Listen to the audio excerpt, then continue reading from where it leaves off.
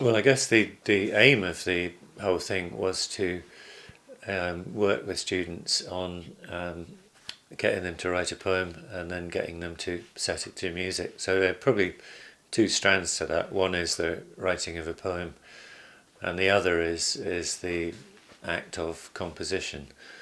And Mark and I were commissioned to write a piece. It was the first time we had collaborated together.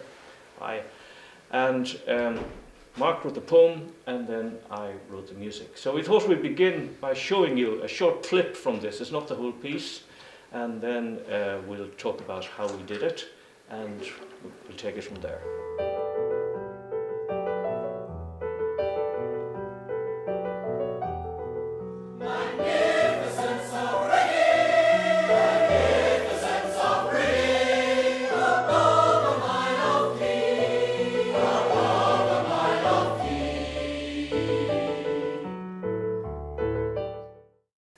So this is the poem that I came up with. I'll just read it. A prosperous port, magnificence of rigging above a mile of quay, the city's face freshened by salt from every sea. New churches, new cathedrals, Christ glorified in stone, in Anne's Lane a furnace and the first crystal blown. 40 sets of piers of oak, the timber bridge is built. The river keeps her rhythm, for tribute brings her silt. Because it's in verses, it would give the composer something to work with. Are you going to use the same music for each verse? Are you going to vary the music for each verse? It also builds in a kind of rhythm in that when you get to the end of each line in the poem, you've got a little pause. And curiously, it can be more difficult to get your ideas working in a short time frame. If a piece is going to last 5 minutes, 10 minutes, you've got space to develop. But in a minute and a half, you have to be very concise. Every word is important, every note of music is important. A piece of music tends to have its own time frame. And if you try to do it too quickly, it's rushed and it's going to sound rushed. If you take too long over it, sometimes your ideas can go cold. So it's very important to kind of sense by instinct how long a piece wants to be and how long it is going to take to write it. So keep those kind of antennae tuned to what the piece wants to be. Although there are options in both the Leaving Cert and I believe in the Junior Cert for people to write music, very few students actually take this up perhaps because the music teacher doesn't feel comfortable with this, or because the students think this is something they couldn't do. So the project was an attempt to rectify that situation, to give students the opportunity to write music. And in working with the poet Mark Roper, the words, if they wrote a poem first, it gave them something to work on. It's quite a challenge to both write a poem and write the music to go with that poem.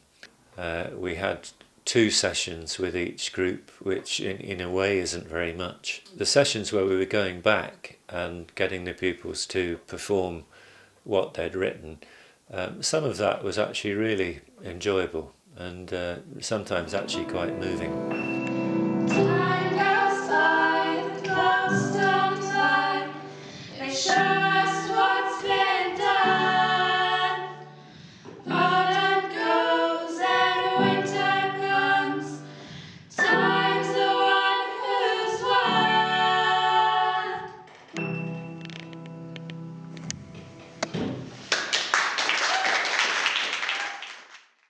It's very clever words, and I thought it was absolutely beautifully sung, really beautifully sung.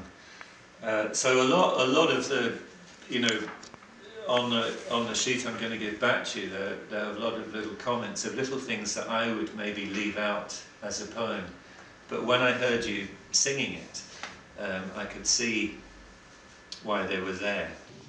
But most of the time, the chords were fine with the notes that you came up with the tune, but not always. And I just wondered whether that was intentional, and which should give way. If the chords didn't agree with the melody, should we change the chords? Or the melody didn't agree with the chords, should we change the melody?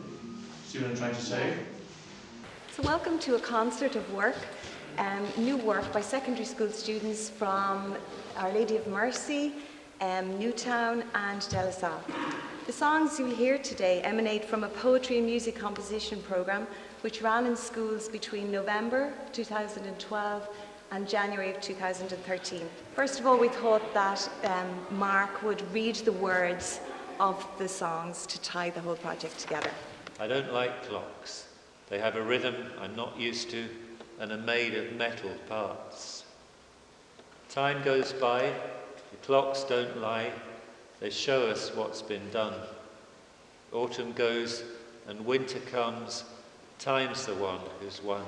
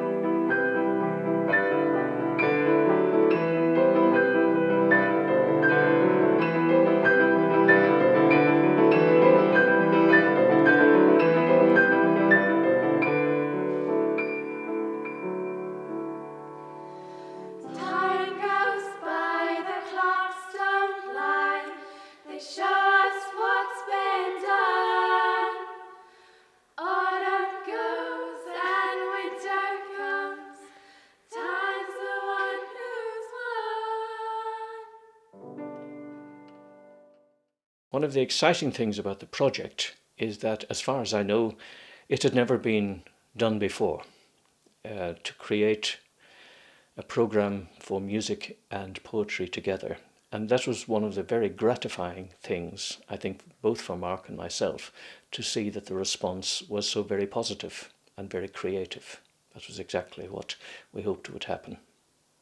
And you know that probably the outcome that you'd hope for is that they would get some sort of taste for the writing of a poem or for the writing of music, and for the performing of both. And who knows where that might lead to in the end. So at least they've had some kind of taste of that.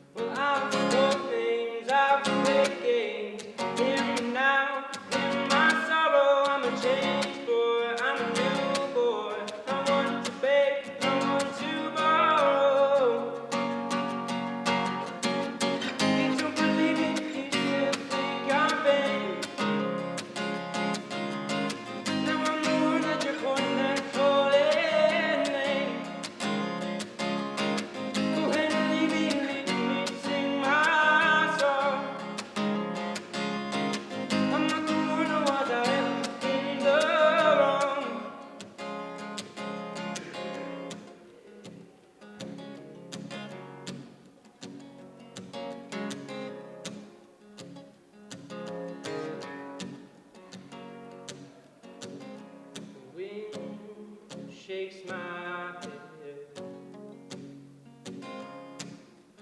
Oh,